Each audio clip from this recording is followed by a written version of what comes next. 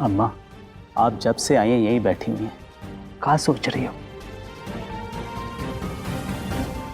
क्या बात है? अम्मा आप सो जाइए, चलिए मैं आपको रूम पे छोड़ देता हूँ। इधर पूरा परिवार बेचैन है, ऐसे में हमें चैन कहाँ आएगा? नींद के लिए चैन भी तो जरूरी होता है ना बेटा।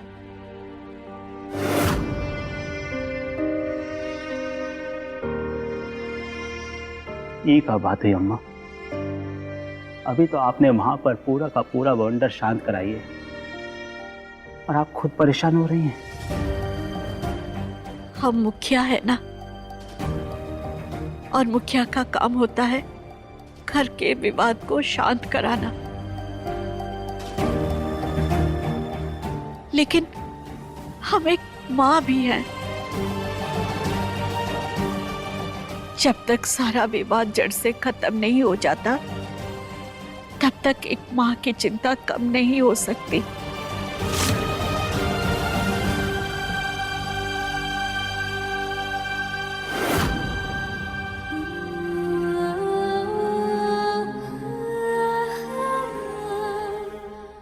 दादी, दादी हमें माफ कर दीजिए। हम आपसे माफी मांग रहे हैं दादी। आपको जो कुछ भी बोलना है हमें बोल दीजिए, लेकिन आप दुखी मत हुइए।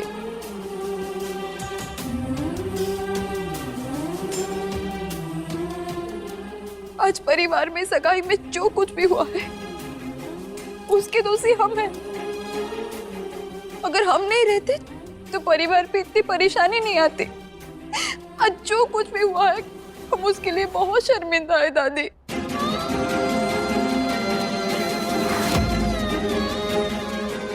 हम आपके सामने हाथ जोड़ रहे हैं, आपको माफ करना है माफ करिए, सजा देनी है सजा दीजिए, लेकिन हमारे कारण आप दुखी होंगे कि हम कभी बर्दाश्त नहीं कर पाएंगे दादी। हम आपको बिल्कुल दुखी नहीं देख सकते दादी। हम दोषी है ना, तो जो कुछ भी बोले हमें बोलिए। हमारी सत्तू के बड़े बहन के नाते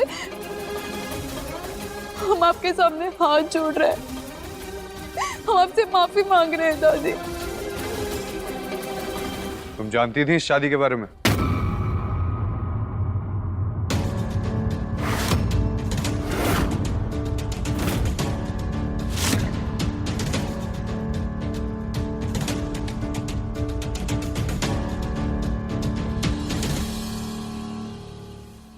नहीं श्रीमान जी, हमें तो जरा सा भी अंदाजा नहीं था। हमारी जब सत्तू से बात हुई थी तो हमें लगा कि सत्तू गोपालगंज में है।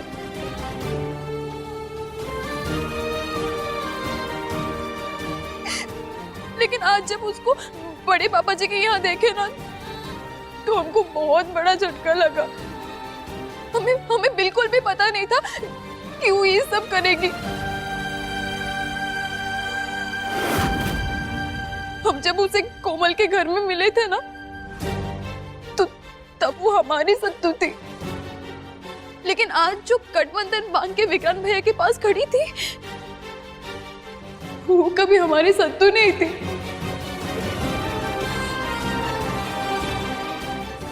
वो ये सब काहे कि हमको कुछ समझ में नहीं आ रहा है। लेकिन हम सच कह रहे हैं श्रीमान जी, अगर हमको जरा सा भी अंदाजा होता ना कि वो ये सब करेगी, तो हम हरगिज नहीं करने देते। हम सच कह रहे हैं श्रीमान जी। जब तुम्हें कुछ पता ही नहीं था तो तुम खुद को दोष क्यों दे रही हो? तुम्हारी कोई गलती नहीं है इसमें, है ना दादी?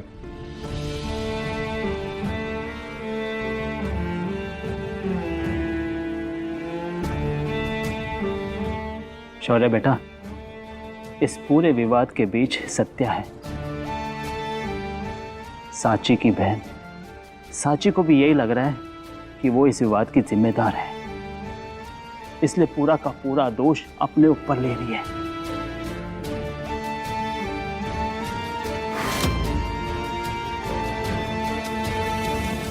बेटी, ई का बात हुई, दूसरे की गलती में खुद को जिम्मेदार मानना समझदारी नहीं है।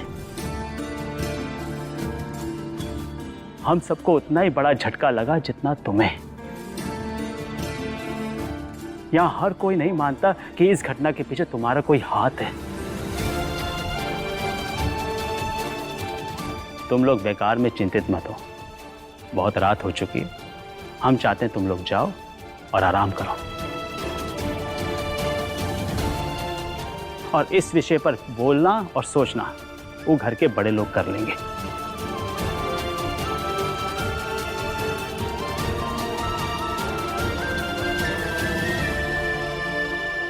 देख लीजिए मम्मी, कैसे नौटंकी करके बच निकली आपकी नौकरानी। नहीं श्रीमान जी, हमको जरा भी अंदाजा नहीं था। जब हमारी बात सत्तू से हुई थी तो हमको लगा वो गोपालगंज में है। मम्मी यही सही मौका है, चलिए नीचे चलते हैं।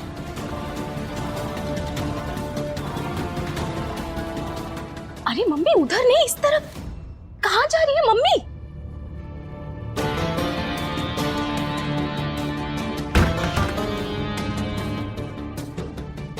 अरे मम्मी वो साची नीचे नौटंकी करे जा रही है, और अब सब देखकर भी यहाँ कमरे में आ गई। क्या हो क्या गया है आपको? आपको उस साची का असली चेहरा सबके सामने लाना चाहिए था। देखा ना आपने कैसे मासूम बनी खड़ी थी सबके सामने।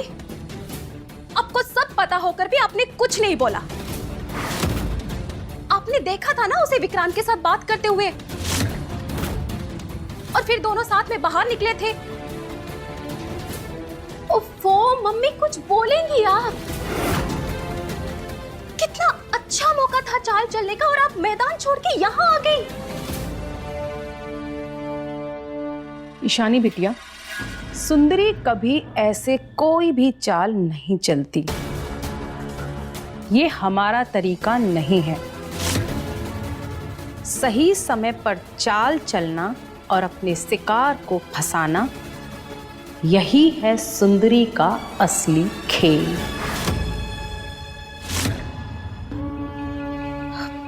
हमसे बातों से क्यों खेल रही हो मम्मी? साफ साफ बताइए ना, क्या चल रहा है आपके दिमाग में? ईशानी बिटिया, अभी सबको इतना बड़ा झटका लगा है ना कि कोई कुछ बोलने और समझने की स्थिति में नहीं है। और हमारी शिकार उस साची सबके सामने बेचारी बनकर रोने धोने का नाटक करते हुए माफी मांग रही है, ताकि उससे कोई सवाल ना कर सके। और अभी तो उसे उस शौर्य का साथ ही मिल गया है। तो हमारा मतलब है कि सही समय नहीं है शिकार करने का। तो ऐसे में आपका शिकार आपके पंजे में कभी नहीं आ पाएगा।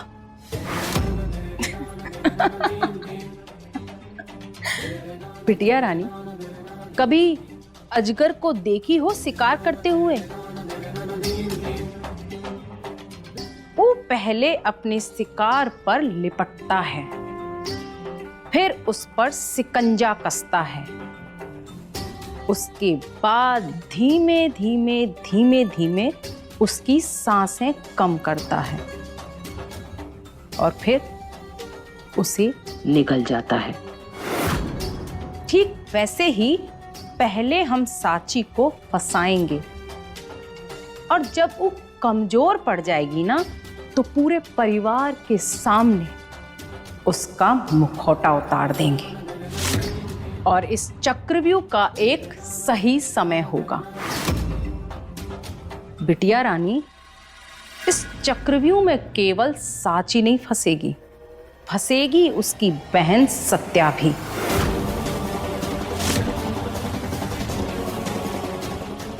इन दोनों बहनों ने इतनी बड़ी प्लानिंग कर ली और हमको भनक तक नहीं हुई।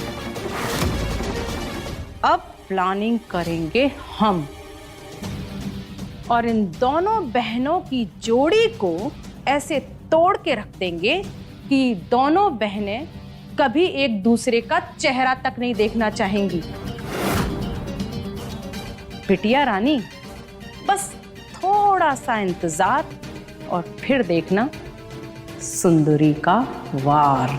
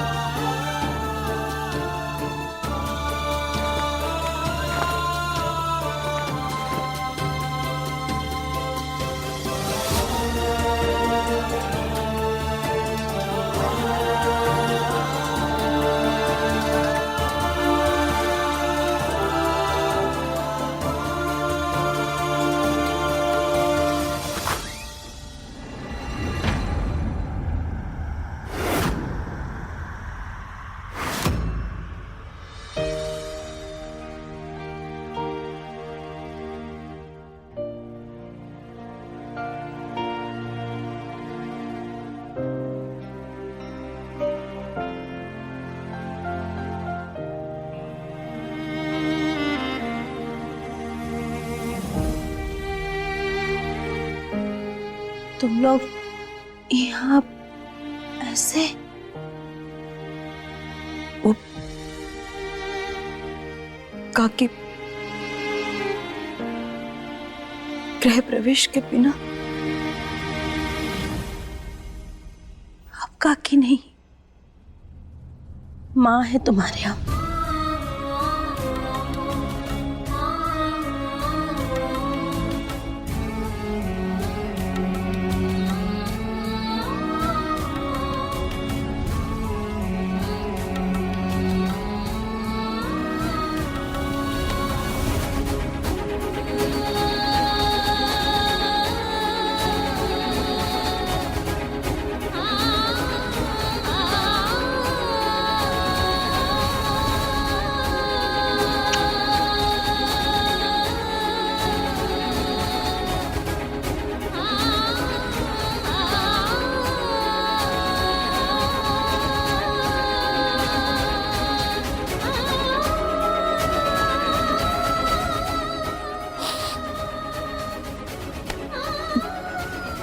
तुमको वो दिन याद है जब गोपालगंज में तुम हमें मंदिर ले गई थी?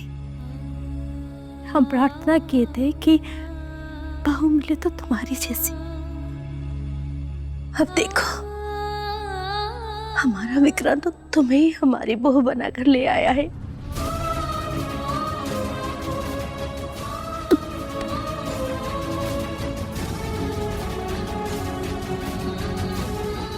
अब रोना बंद करो। ये सब जैसे भी हुआ, कुछ ठीक नहीं हुआ। लेकिन एक बात कहे, तुम हमारी घर बहू बनकर आए हो, हम सबसे ज्यादा खुश हैं।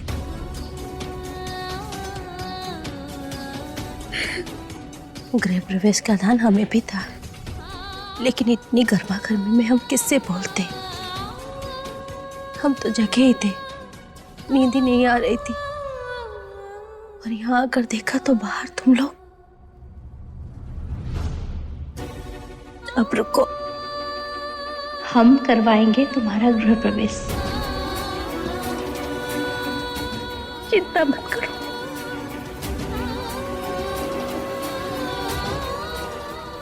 माँ,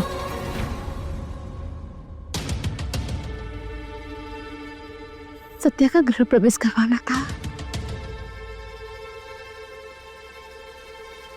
हाँ माँ, सत्या जिद कर रही है, बिना गृह प्रवेश के अंदर नहीं आएगी। करवा दीजिए गृह प्रवेश। तुम लोग रुको, हम अभी आते हैं।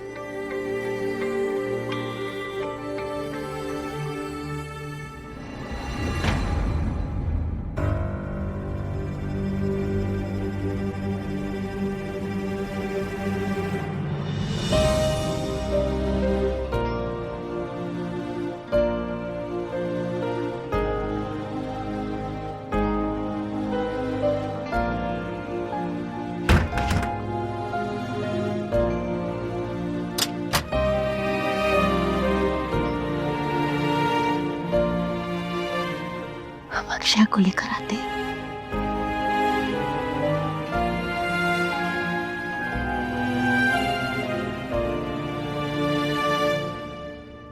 चलो, भैया भाभी का गृह प्रवेश नहीं करवाओगी?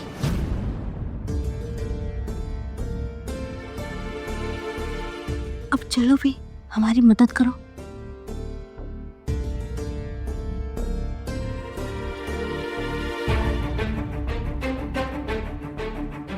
ये हमें दो।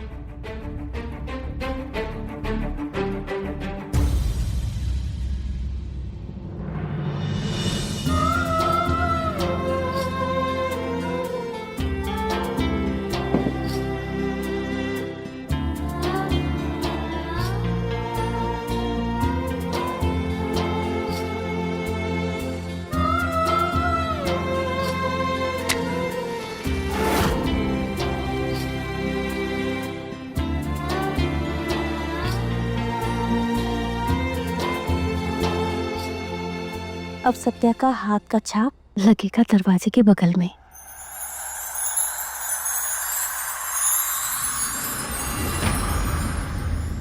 लेकिन मम्मी, ये अगर पापा ने देख लिया तो?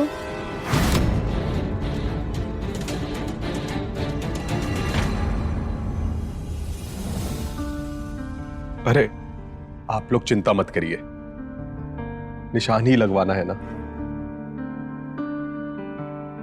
अक्षय, एक कोरा कागज लाओ। कागज को दीवार पर रखिए और उस कागज पे सत्या के हाथों का निशान लगवाइए, और वो कागज आप अपने पास संभाल कर रख लीजिएगा। जब पापा का गुस्सा शांत हो जाएगा उस दिन लगवा लेंगे वो कागज वही दीवार पे। ये ठीक है। अक्षय, जाओ कागज लिखाओ। जी।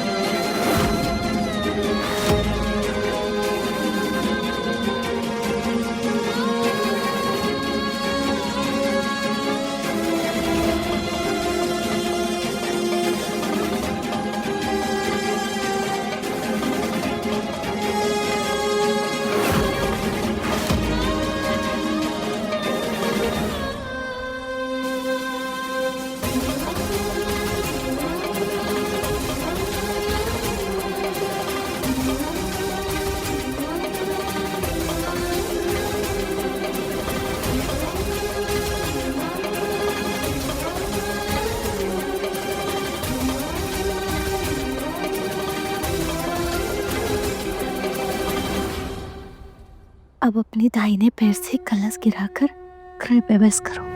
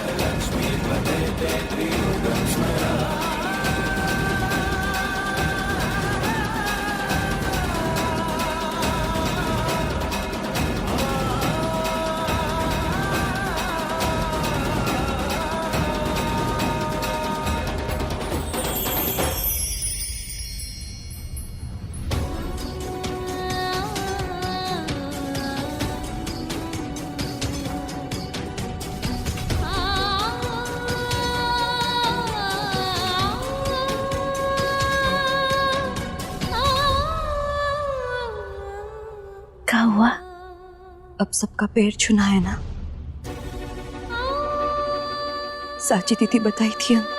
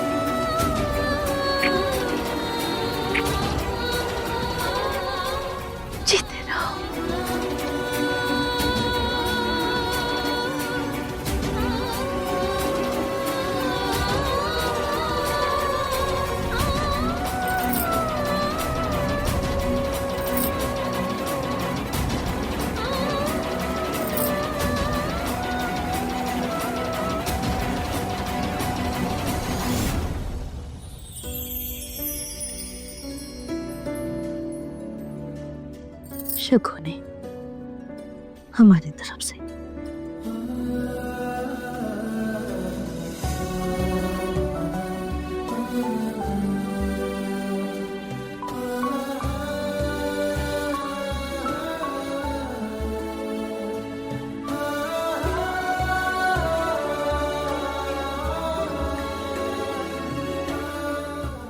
रस्म में अक्षया निभानी होती है।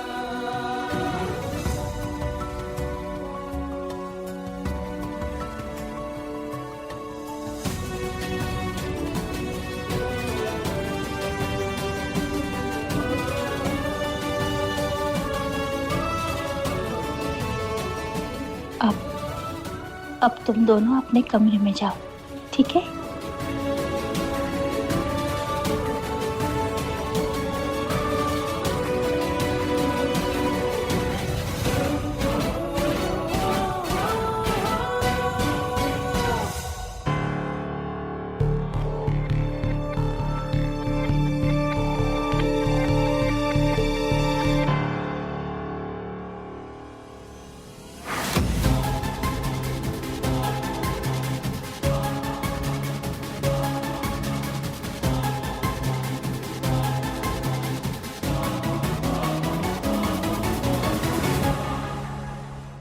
वो यशवंत की जान बचाने के बदले अपना सुहाग गवाए हैं हम, और वो हमारे एहसान के बदले हमको सरेआम बेइज्जत किया है। ये धोखा है वो हर एक वादे का जो यशवंत ने बार बार हम माँ बेटी से किया है। इधर हम सगाई की ताक देखते रह गए और उधर पीठ पीछे विक्रांत शादी करके आ गया। ये बाप बेटे हमारे साथ धोखा किए हैं रिंकी, हमें कहीं का नहीं छोड़ा इस परिवार ने। चुप रहो मम्मी, बकवास कर रही हो तुम। ये सब तुम्हारे कारण हुआ है। हम कहा किए बिटिया? कहे जब हम विक्रांत जी की शिकायत करने वाले थे, यशवंत अंकल को बोलने वाले थे कि विक्रांत सत्या को प्रपोज किए हैं और बदले में लपड़ खाए, तो हमें कौन रोका? बोलो, तुम ही रोकी ना हमको। अगर उस दिन यशवंत अंकल को बता दिए होते तो विक्रांत और सत्या दोनों से निपट लेते वो, और आज हमारी सगाई होती, हमारा दूल्हा होता, शादी में हनीमून। लेकिन नहीं, वो कल वही सत्या सो रही है विक्रांत जी के बगल में, और ये सब सिर्फ तुम्हारे वजह से हो रहा है मम्मी, सिर्फ तुम्हारे वजह से।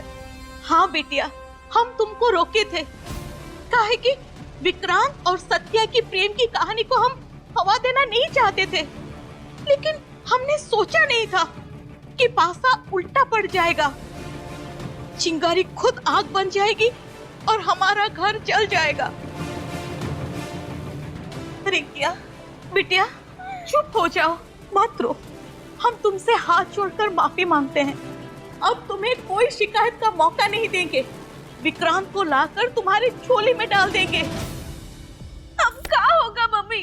विक्रांत जी की तो शादी हो गई, वो अब हमें कैसे मिलेंगे? जो हुआ सो हुआ, हम कह दिए ना, विक्रांत तुमको मिलेगा, ऐसा ही करेंगे। तुम्हारा और विक्रांत का रिश्ता करा के रहेंगे।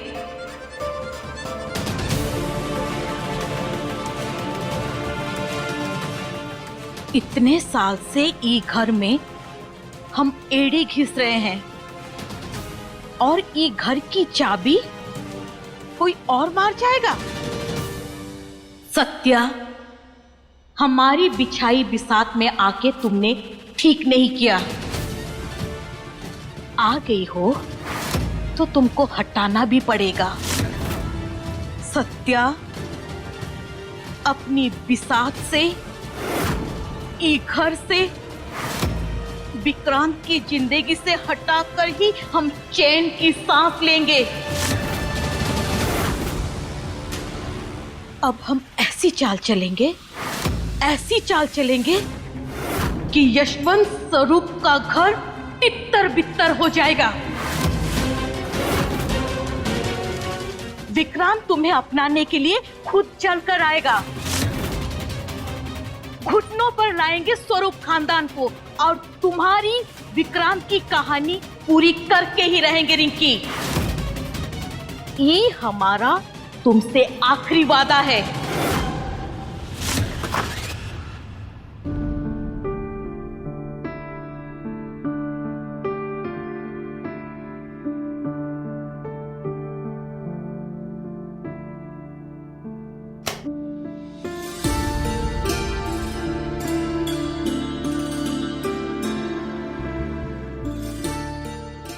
आपका हमारे प्यारे से कमरे में स्वागत है।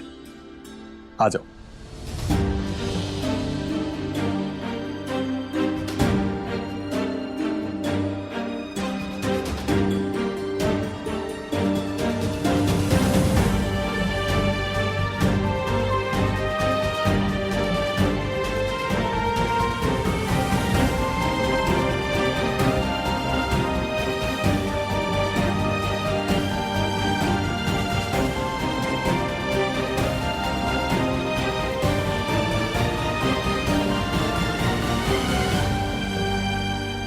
चलो, अभी चलना होगा। चलना होगा? कहाँ चलना होगा? स्वरूप सदन। हमको दीदी से बात करनी है। दीदी हमसे बहुत तेज गुस्सा है। दीदी हमसे एक बार भी नहीं बोली। बोलना तो का हमारी तरफ देखी तक भी नहीं। दीदी कभी चुप नहीं रहती है विक्रांत, लेकिन आज दीदी ने हमारी तरफ एक झलक भी नहीं देखा। नहीं विक्रांत, दीदी ना हमसे बहुत ही गुस्सा है और हम ना ऐसे बेचैन हो जाएंगे। हमको दीदी से मिलना होगा। चलो विक्रांत। सत्या, शांत हो जाओ। घड़ी देखो, रात के 2:30 बज रहे हैं। ये कोई समय है बातचीत करने का? कल मिल लेना, हम खुद लेकर चलेंगे पक्का। नहीं विक्रांत, अभी इसी वक्त देख नहीं रही हो हमारी बेचैनी बढ़ती जा रही है। सत्या, सत्या, सत्या, जिद करने से समय बदल थोड़ी ना जाएगा। यहाँ बैठो। नहीं, हम नहीं बैठेंगे। हमको दीदी के पास जाना है। तुम समझ काहे नहीं रही हो? हमारा दीदी से मिलना बहुत जरूरी है। हम ये सब अपनी दीदी के लिए।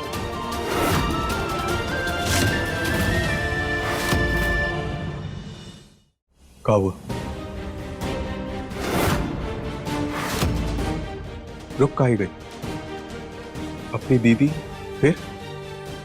ये सब अगर अपनी दीदी से क्लियर नहीं करेंगे तो हमारी चिंता बढ़ती जाएगी विक्रांत, और हमारे दिमाग में एक ही बात घूमती रहेगी और कहीं हम ध्यान नहीं लगा पाएंगे। जानते हो दीदी हमसे इतना गुस्सा कभी नहीं हुई कि हमसे बात तक ना करें। हम चाहे कितनी भी बड़ी गलती क्यों ना करते, दीदी हमसे बात करती है। लेकिन आज दीदी हमसे ऐसे मुंह मोड़ी जैसे हमको जानती ही नहीं। नहीं विक्रांत, दीदी हमसे नाराज रहे कि हमारे बर्दाश्त के बाहर है। हाँ, हम नहीं, हाँ, हमें दीदी के पास जाना है। चलो हमको दीदी के पास शांत हो, शांत शांत शांत। हमारी बात सुनो। तुम्हारे अंदर जो तूफान चल रहा है हम उसे समझते भी है और देख भी रहे हैं, लेकिन एक तूफान स्वरूप खानदान में भी चल रहा है। अभी इस समय स्वरूप सदन जाना हम दोनों के लिए ठीक नहीं है।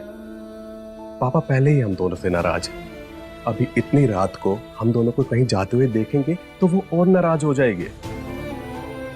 और वैसे भी स्वरूप सदन में तुम्हारी साची दीदी अकेली थोड़ी है, पहले वहां दादी होगी, वो भी हम दोनों से नाराज है। सत्या, हमारी ये बात को ध्यान से समझो। चाहे हमारे पापा हो, हमारी दादी हो या तुम्हारी साची दीदी, सबकी नाराजगी का एक ही कारण है और वो है हम दोनों की शादी। चल, एक बारी को तुम्हारी साची भाभी से अकेले बात हो भी गई तो क्या तब भी सबका गुस्सा शांत होगा? नहीं ना। हम तुम दोनों बहनों के प्यार को समझते हैं और उसकी इज्जत भी करते हैं, पर सत्या, टेंशन में आकर कोई भी ऐसा काम मत करना जिसकी वजह से हम दोनों की मुश्किलें और बढ़ जाए, नहीं तो पापा और दादी और बिगड़ जाएंगे। से तुम्हारी साची दीदी खुश होगी? नहीं ना?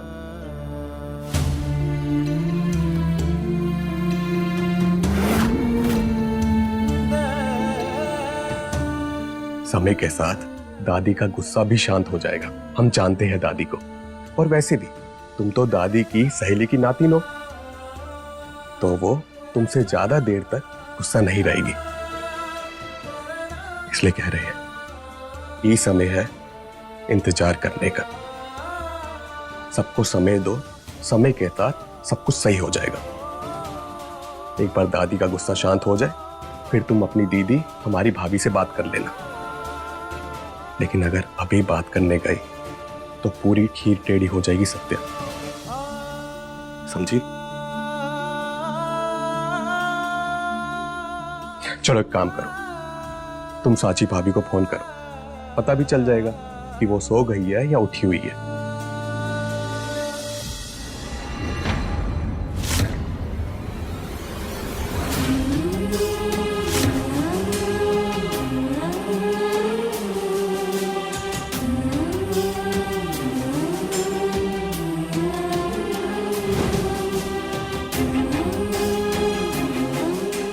सत्या, तुम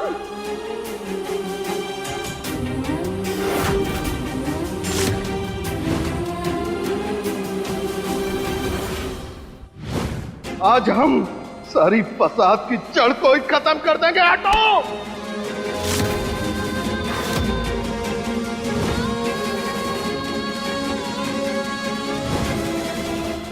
अगर आपकी नजर में हम गलत है तो आप पहली गोली हमें मारिए।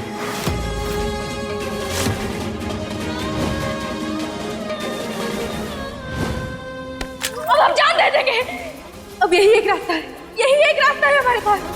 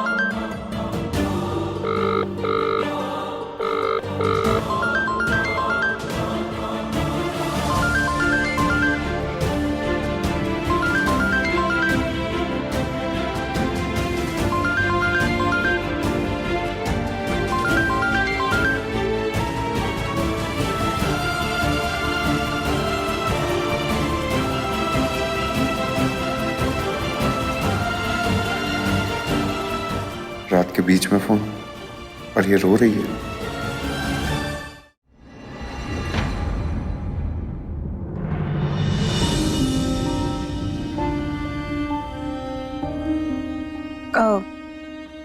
श्रीमान जी, आप उठ गए? उठे नहीं, तुम्हारी रिंगटोन ने उठा दी। सारे श्रीमान जी, वो अचानक से फोन आ गया। कोई बात नहीं साची, सत्या का कॉल था।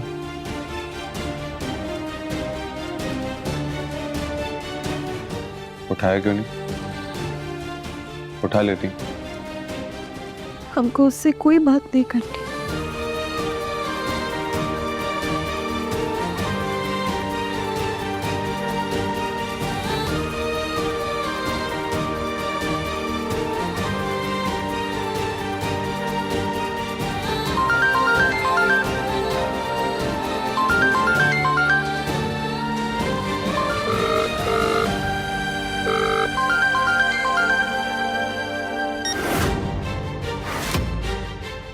दूसरी बार भी दीदी फोन नहीं उठा रही है।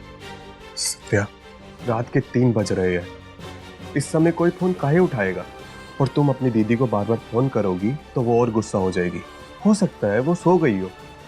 नहीं विक्रांत, वो नहीं सोई है। हम अपनी दीदी को बहुत अच्छे तरीके से जानते हैं। वो जाके हमारे बारे में सोच सोच के रो रही होगी। देखो साची, हम समझते हैं सत्या ने इतना बड़ा फैसला ले लिया और तुम्हें बताया तक नहीं। तुम्हारा गुस्सा होना जायज है, लेकिन अब जो हो गया उसे बदल तो नहीं सकते ना। तो तुम्हारे परेशान होने से क्या होगा? अभी तुम दिल से सोच रही हो, दिमाग से सोचोगी तो सब समझोगी और जल्दी भूल पाओगी। शिवाजी, दिल से सोचे या दिमाग से? ये सोचने के लिए किससे सोचे? दिल से या दिमाग से? अच्छा पॉइंट है, लेकिन ये जवाब तुम्हें खुद ढूंढना होगा। ठीक है, हम बताएं। भरोसा तो दिल से होता है ना, और सत्तू ने हमारा भरोसा तोड़ा है, तो इसमें तो दिमाग का कोई काम ही नहीं है। ये तो दिल से सोचना पड़ेगा ना।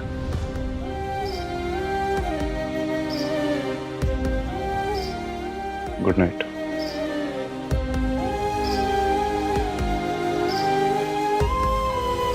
सत्तू, तुम हमसे झूठ बोली, हमारा विश्वास तोड़ा।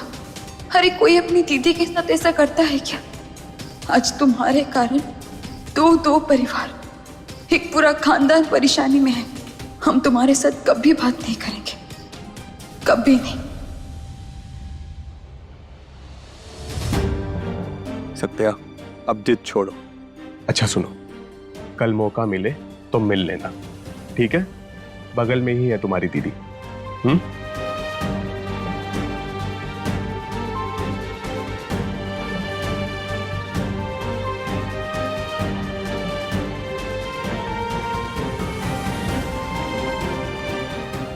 सत्या, देर हो चुकी है।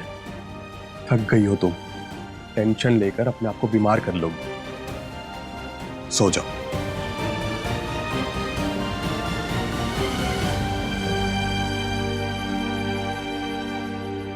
अच्छा सुनो, हम नीचे सो रहे हैं, तुम आराम से ऊपर सो जाओ। जब तक हमारा एक तरफा प्यार 2 तरफा नहीं हो जाता, हम नीचे ही सोएंगे।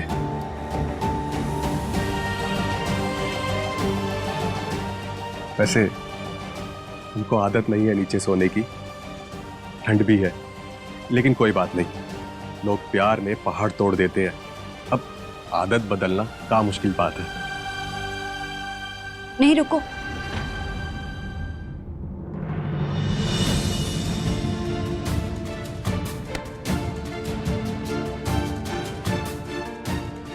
हम सोएंगे नीचे। क्यों?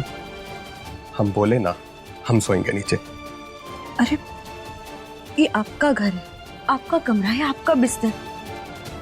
आप सोइए ऊपर। वैसे भी हमें नीचे सोने की पहले से आदत है।